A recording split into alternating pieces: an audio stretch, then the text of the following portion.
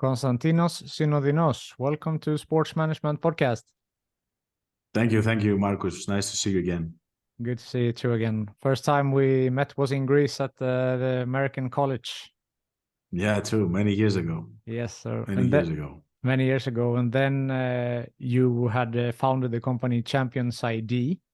And now you're also the founder of Simply Digital. So can you tell a little bit about what it is that you do? Yeah, sure. So Champions ID, as you know, started, it was my first online entrepreneurial attempt, because I was for a decade, I was in the corporate world. So I was working for Procter & Gamble and Diageo. And then, I thought it was a good timing to attempt something in the digital marketing field, or the startup reality that was really booming at this point. So, and since I was an athlete myself, I had an idea about, creating a platform that would help young athletes to be in the spotlight of recruiters, or, have their talent shown to many people. So to have a platform to increase their visibility, because visibility in small sports is really limited. That was the idea. We spent a couple of years, building it up. We had like 50, 60,000 users on the platform. We won a couple of times the Greek Entrepreneurship Award. We were awarded in US by the US Department of State, and things were going really well. We had a great momentum, but then you had to monetize the whole thing at some point of time, like all startups. And the thing is that, when you get investment, you have specific milestones. You have a specific pace that you need to address, growth rates and all that stuff. We didn't hit those numbers because, people didn't use the platform as much as we wanted them to use. And that's something that happens many times in anything we do related to innovation. People, in order to adapt a new habit, it takes time. It takes a lot of time to get, something as a new habit in their daily routine. And that's not realistic to expect, as a new platform that people are going to do it easily. So we needed money at some point of time, 4 years ago. And I was like, okay, two scenarios. Either I go back to corporate and I get a new job so I can really fund Champions ID, or with my knowledge and my experience in marketing, I start something as a freelancer, as a marketeer, something, I don't know, to start, working and helping businesses with the things that I knew already, either online or, the traditional stuff like branding, strategy, how to scale a business, stuff like that. So I created Simply Digital. So Simply Digital started as an effort of mine to self-fund Champions ID. And, next day I had a couple of clients. Overnight, we created a website with a friend. Next day, I announced it on LinkedIn and I got my first 2 clients. And since then, I did many different things. I started focusing in Greece initially, creating Greek content, then moved to English content, experimenting with different platforms like TikTok, Instagram, Pinterest, YouTube, you name it. And now Simply Digital is the biggest digital marketing channel in the world, actually. We have the biggest amount of followers combined, like 2.6 million people following us right now on TikTok, Instagram, and Pinterest. And that, creates new opportunities for us business-wise. For our agency, we're 25 people right now. The agency has grown a lot. I have an academy of, teaching other people about digital marketing, digital entrepreneurship, content creation, stuff like that through my courses. And we're developing new tools as Simply Digital. And we do different things, in the spectrum of digital marketing. So that's how the whole thing has evolved. That's fantastic. And I follow you on Simply Digital on these social platforms. And it's, as you said, it's a big reach, and you have really succeeded in, making the most out of these social platforms. Yeah, it seems like that. And, it came out of, without, expecting that, really. I started trying to find a way to feed my agency with new clients, with visibility.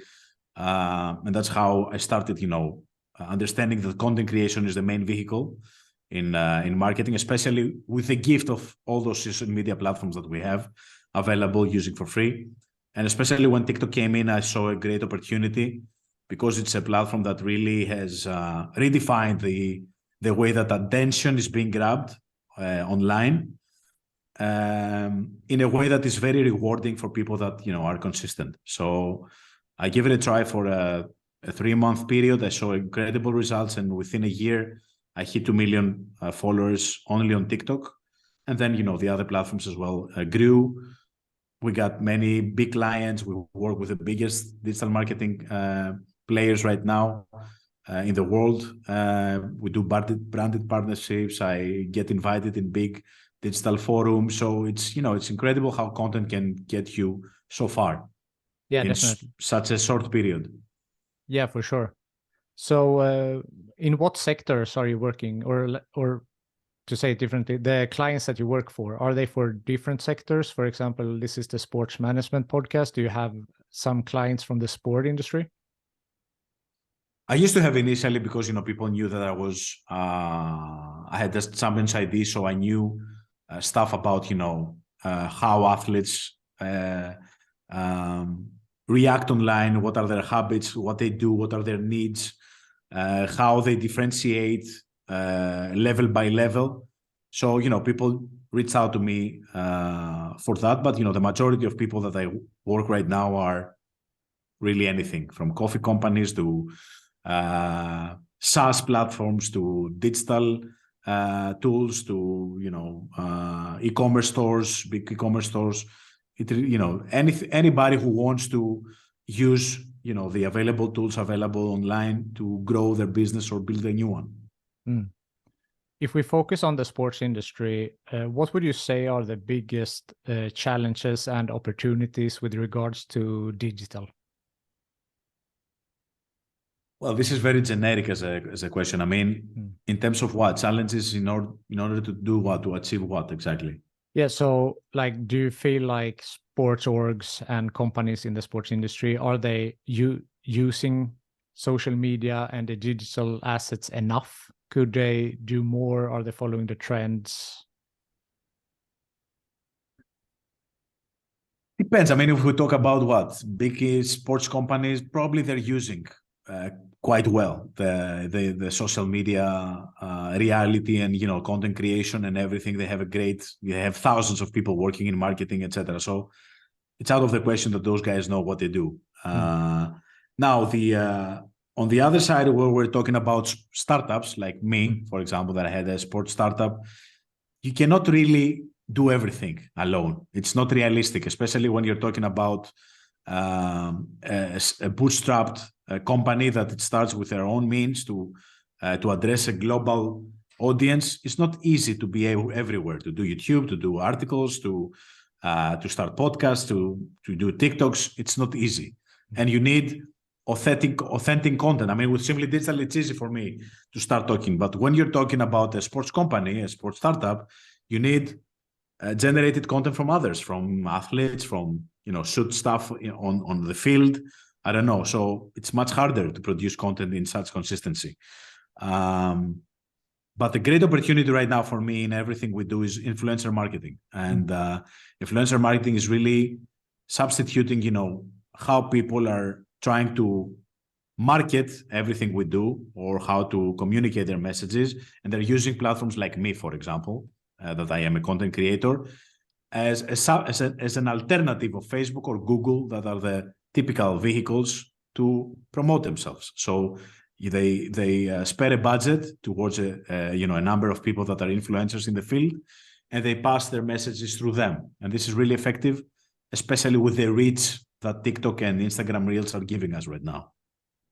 Definitely. And I think also that you have influencers in your industry and you have industries outside of your industry to, for example, to take, let's say I said I work in ice hockey. So if you want to promote something in ice hockey, maybe apparel, maybe you can reach out a bigger audience if you go outside of just the hockey fans. So do you think, so there I think that is a huge potential for sports companies to use social to, you know, increase their target group?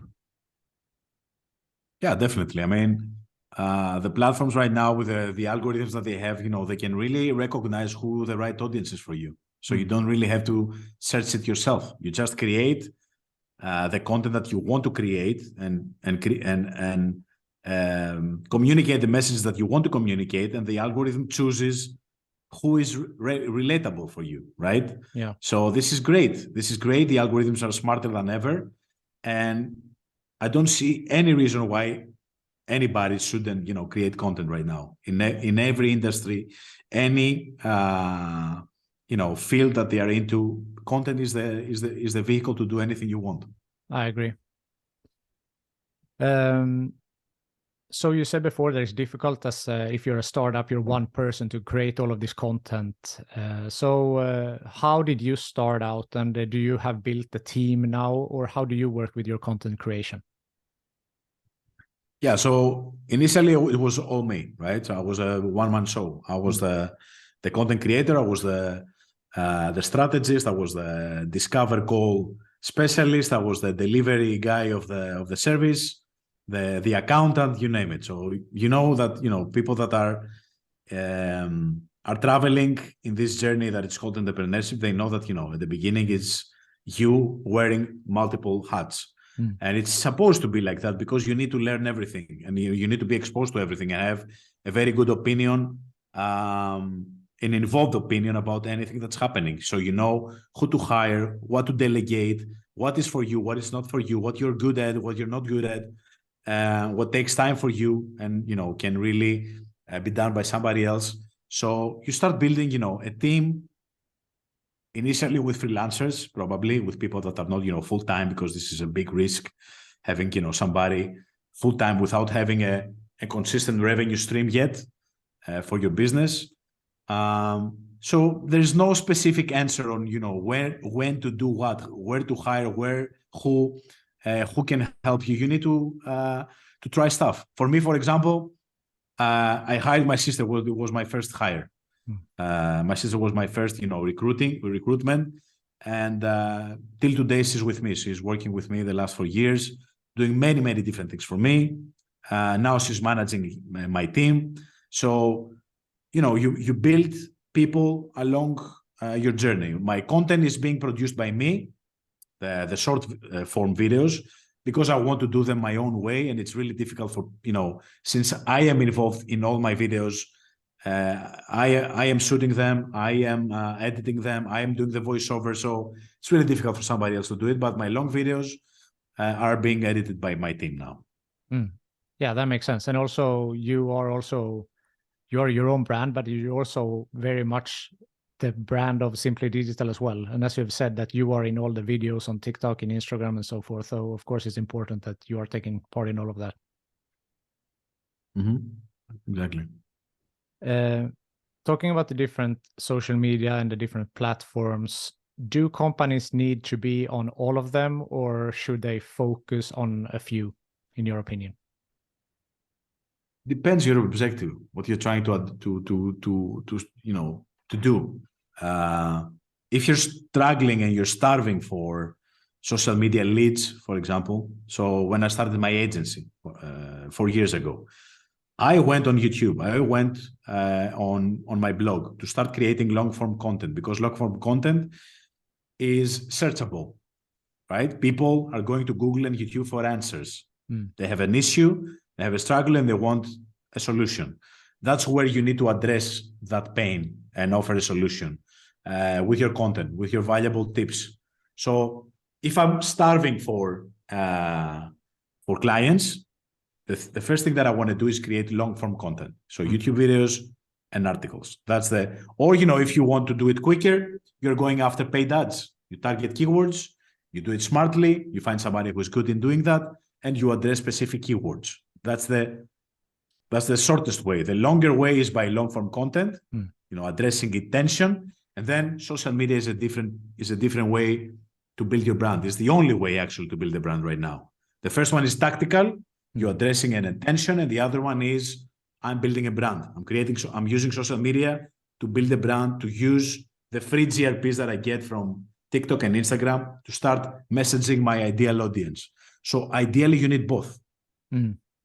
But depending on your priorities, your time limitations, or your budget limitations, you need to make a choice. And as I said before, if for you you're struggling about getting clients, go after long-form content and paid ads. And also, should you vary between the written, video, pictures, audio? How is that distribution in your opinion? Right now, video is the king. Video is the king. People are consuming content. The consumption of content, if we split it in forms, number one is video, number two is written, number three is audio. Okay. So video is the king. People want to consume video content. If I have an answer written and an answer in a video, I would prefer to watch a video. And that's what people are do. The attention right now is on the platforms. Everybody's like that. Even they sit on their couch to watch Netflix and they're still on TikTok. So TikTok wins versus Netflix. So you need to be on TikTok. You need to be on Instagram Reels. You need to be on YouTube. You need to create video. So the first priority content-wise is video, for sure. But it's not for everybody. If you're not good in video, doesn't mean that, if you create videos, you will perform great. If you suck in video, right? You might be better with words. You might be better with words. You might be a great writer, a great copywriter, or you might be a great audio storyteller. So you can go after a podcast or whatever. So look at yourself. Look what are your strong points, what you can do better than others, and build on that. I knew that I was better in video rather than creating written content. I'm not a native speaker. I'm not a native English speaker. I couldn't write as speaker can write. Somebody who's native. So I said, okay, I will use my or my communication skills, my presentation skills to do something with video. And it turned out to be a good idea. Yeah, definitely. And but as I say to everybody, you need to experiment, right? So what I'm saying right now are things that I have experimented, and I learned what works and what doesn't work for me. Doesn't mean that what works for me will work for everybody, or what failed for me will fail for somebody else. It's not one size fits all. You need to try, you need to experiment, you need to follow, your instincts sometimes in some stuff, but have a plan at least. Don't just do, whatever, whenever, periodically without having a consistency. Yeah. One of the types of videos that you upload is like internet hacks that feel illegal to know. So what would be your three best internet hacks? For me, the actual hack is consistency. This is the only way to hack anything. I mean, I haven't seen anybody in sports, on the digital entrepreneurship environment, in the gym, in anything that hasn't grown, hasn't progressed, if they were consistent. So if you're consistent and you show up and you love what you do, right? Because content creation many times is people treat it as a vehicle in order to get something. It's a conditional situation. I want to do it in order to get followers, in order to get clients.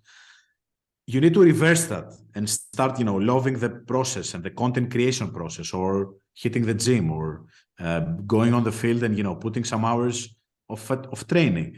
If you don't love the process, you will never get the results. So the real hack is to love the process, the first hack. The other one is to understand your audience. And to have a clear understanding of, who you want to address, who you want to attract, and who you are in this whole equation, right? Most people don't do that. They just, jump in a platform, start creating content, and they end up, becoming somebody else, or adapting a new character that they are not, or, so you need to have an understanding of who you want to be at the beginning of the process. And in order to do that, for me, the only hack that I use is, going to a platform like SEMrush, putting your keywords in there, getting the results and seeing, what kind of content is ranking first under those keywords, understand the volume, how many people are asking that, what are the sub questions under the main topic, what are the things that people are asking. And this process will tell you exactly what kind of content you need to create in order to get the audience that you want following you, reading your content, knocking on your door, in order to become clients, right? So yeah, that's pretty much the hacks. I mean, technical hacks we can talk about hours, like using automation tools or using video stuff, or how to create more effective content on YouTube. And the other hack that I really love and is so important for me that I've made it a brand name is to keep it simple. So even if the whole digital environment is so complicated and so complex and so overwhelming so many times, the reality is that it's very simple. So you need to do simple things well for a long period. I like that. Right? Yeah. And this always wins.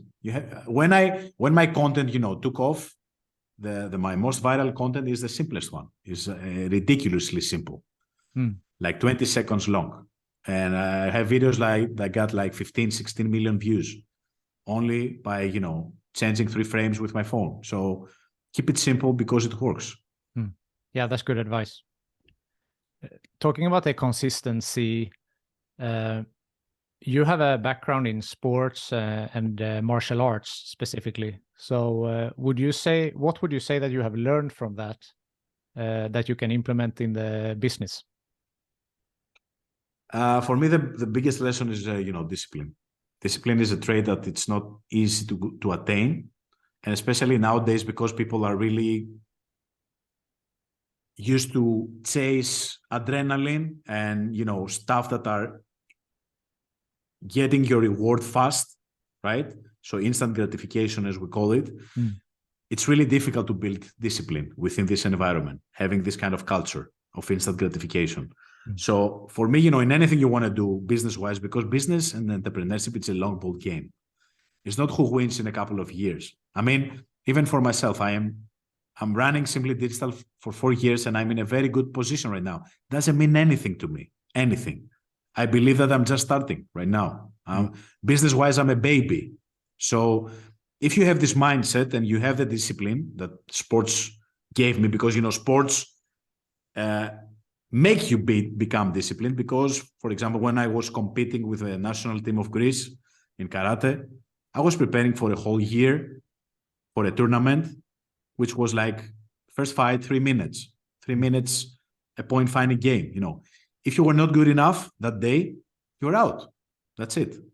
So you had to wait another year of hard training, another year of, sacrifices and long hours in the gym, and expecting to have a chance for the next year or in a couple of years to compete again. And that's really tough as a feeling, But if you get used to that and you focus on your craft and, becoming better every single day, and, taking every single day as an opportunity to do something great, it builds a mentality and a mindset that is really, really blooming in entrepreneurship. And it's not by chance, it's not strange that we see many entrepreneurs, coming from sports and military. Because, discipline plays a huge role. Probably 80% of the thing, of the success factor is discipline and persistence. Yeah. And also like teamwork, overcoming adversity, like so many things you can learn from sports. all that. Yeah, it's great. I mean, I was in a sport that I was not having a team, right? I was alone. Yeah. I was competing alone. But still, I had played basketball. I've done many sports, so I know what you mean. And I had people that I was training with, so you know how to be a good team player. But still, the most important thing is to be disciplined. Yeah. You cannot expect anything from anybody. I would agree with that. What would be your best advice for people who wants to enter the sports industry, or maybe in your case, like in the marketing space? There's a big limitation in sports, although, the majority of, so for example, the issue that we had with Champions ID. Champions ID was addressing 98% of the population of sports, which is people that are not the elite athletes of this world, right? So we were addressing the huge population, but guess what? This huge population was lacking something very important: money. So the 2% of the sports population, which is elite athletes, big agents, famous coaches, have all the money. So those are the people that are a great audience if you're a business. If you're trying to get consistently money from the 98% of the population, which is athletes that don't have a team or playing in small categories, or they self-fund their tournaments like I did when I was an athlete, you're not going to get too much money. Like I can get now, that I can get from a business, from a single client, I can get 100K in a year or $500,000 from a single client. You can never get that money from an athlete, right? No. So if you're focusing on this audience, you need to know the limitations, like we did. But I realized that later, monetization wise. So the first thing to understand is who you address, what are the limitations, what are the opportunities, and based on that, you adjust your business model as well. So adaptation, more or less, to say it shortly. And know your audience first of all, and then adapt. In your career, has there been any bumps on the road? And if so, how did you overcome them? Thousands. I mean, it's mostly bumpy. The road is mostly bumpy. If people expect something different, they need to do something else, not entrepreneurship. Entrepreneurship is a heavily bumpy road, even when things are going well, because we have so many examples of businesses that were nailing it, making millions. And, a couple of years later, they were not relevant. See what's happening now with the Bitcoin and the NFT world. I mean, it's crashing. It's crashing. Businesses are closing like that, one after the other. So the moment you believe you arrived, you've lost everything in entrepreneurship. You need to be alert. You need to be one step ahead. You need to have a consistency plan. You need to stay ahead of the curve, and have something that always funds your next step. So the bumps are really endless, especially at the beginning, when the amount of effort that you need in order to build the momentum is huge.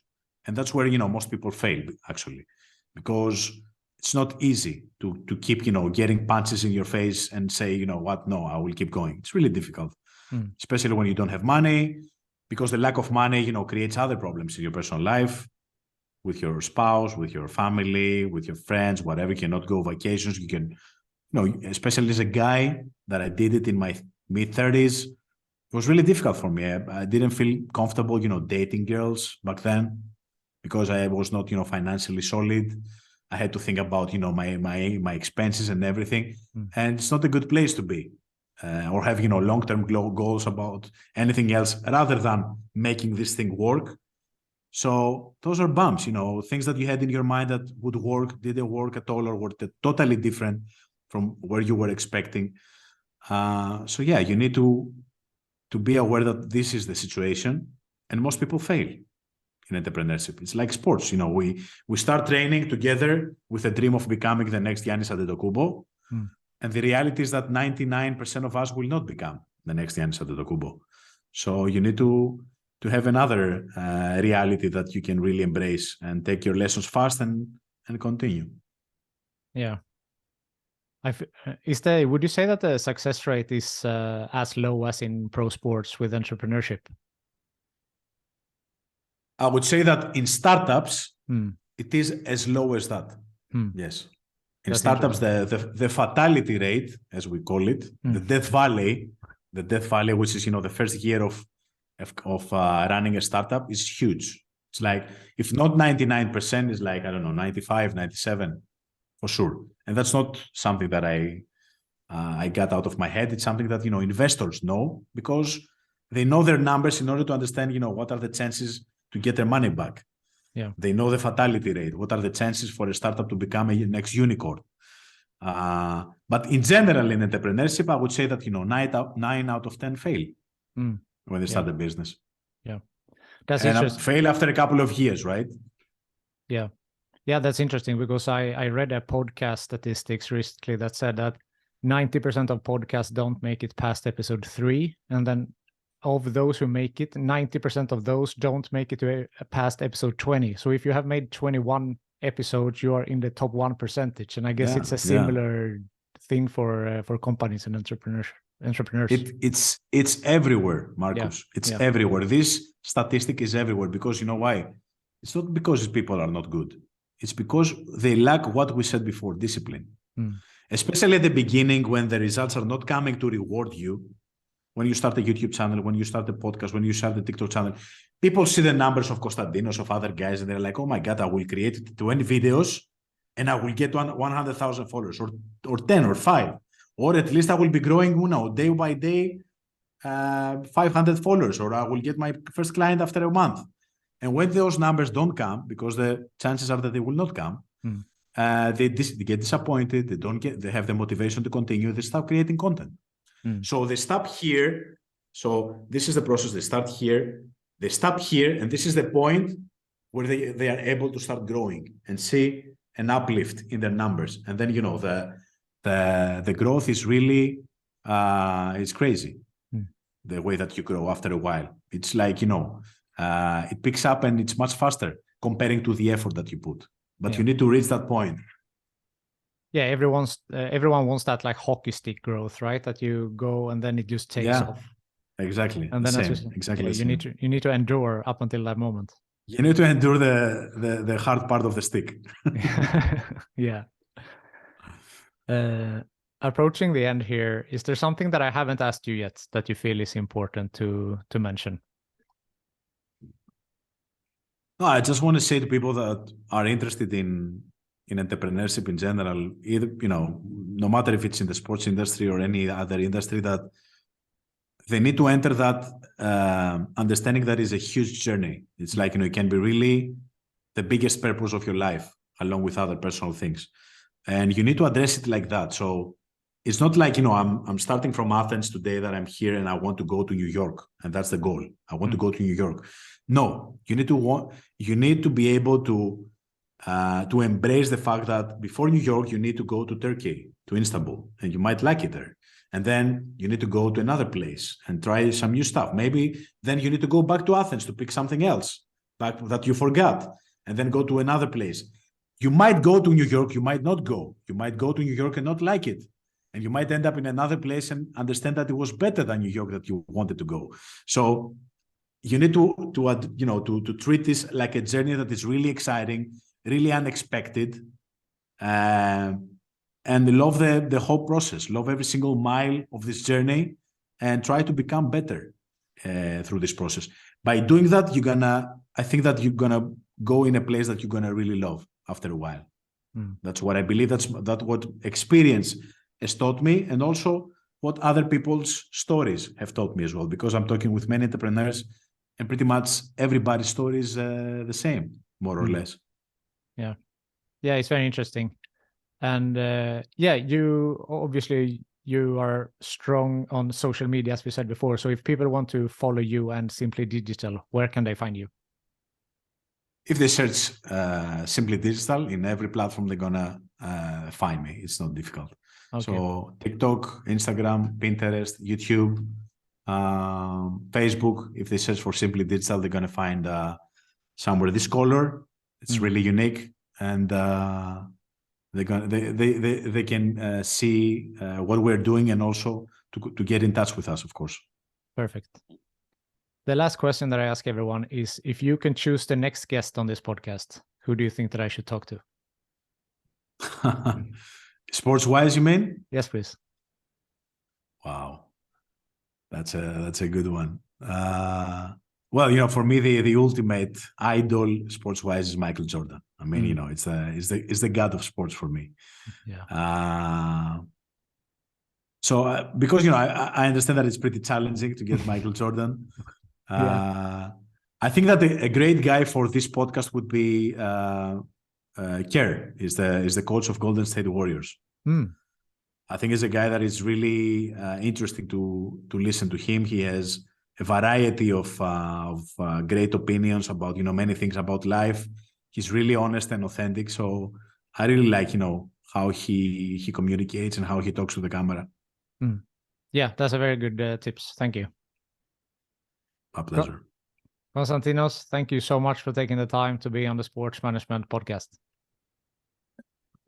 Thank you also for having me, Marcus. Right.